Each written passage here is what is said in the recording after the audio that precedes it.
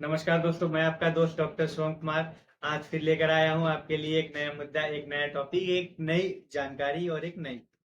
दोस्तों आज हम लोग बात करेंगे एंकल स्प्रेन के बारे में। किसके बारे में बात करेंगे? एंकल स्प्रेन या तो मोच के बारे में बात करेंगे अगर हम हिंदी में बात करें तो। और वो मोच कहाँ की दोस्तों? हमारी एड़ियों की मोच।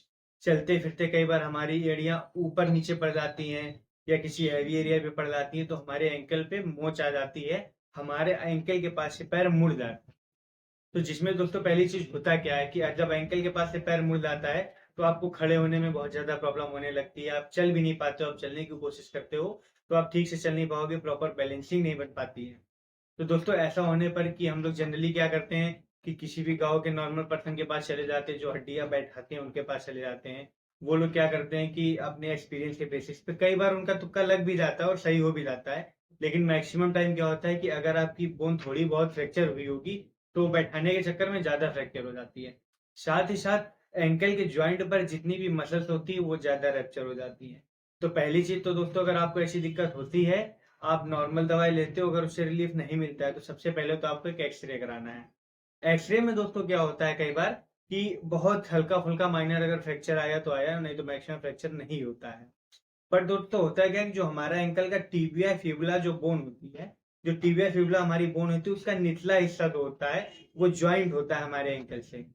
और वो एंकल से जो ज्वाइंट होता है तो कुछ टेंडन्स होते हैं, कुछ मसल्स होती है, थोड़ी मांसपेशियां होती हैं जिनसे वो ज्वाइंट होता है। और पैर मुड़ने की वजह से वो मांसपेशियां टूट जाती हैं, रैप्चर हो जाती हैं। तो पहली चीज तो दोस्तों, अगर आपके पैर में भी मोच आ गई है, ऐसा कुछ हुआ है, तो पहली चीज तो आपको चलना फिरना बिल्कुल रोकना पड़ेगा। आपको अपने पैर से कोई भी कार्य नहीं लेना है, आपको अपने पैरों द्वारा कोई कार्य नहीं करना है। बहुत कम ही आपको मूवमेंट करना है और प्रॉपर रिलैक्स, प्रॉपर आराम की जरूरत है।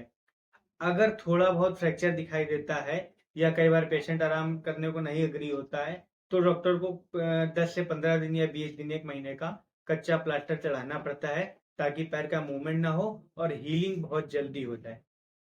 तो दोस्तों पहली चीज तो आपको ये करनी है। दूसरी बात दोस्तों, अगर हम दवा की बात करें कि इसमें दवा क्या क्या यूज कर सकते हैं, तो दोस्तों पहली दवा तो हम इसमें यूज कर सकते हैं काइमोराल फोर्ट। कौन सी यूज कर सकते हैं? काइमोराल फोर्ट। अगर आपको पेन बहुत ज्यादा फील हो रहा है तो आप काइमोराल की प्लस टैबलेट आती है उसका भी यूज कर सकते हैं। काइमोराल की प्लस में पेन किलर दवा मिली होती है, साथ ही साथ काइमोराल फोर्ट जो टैबलेट होती है उसमें कुछ ऐसी दवाएं मिली होती हैं, ट्रिप्सिन, जाइमोट्रिप्सिन वगैरह, जो कि आपकी बोन्स की या आपके मसल्स की हीलिंग को बढ़ाती हैं, मांसपेशियों की हीलिंग में हेल्प करती हैं।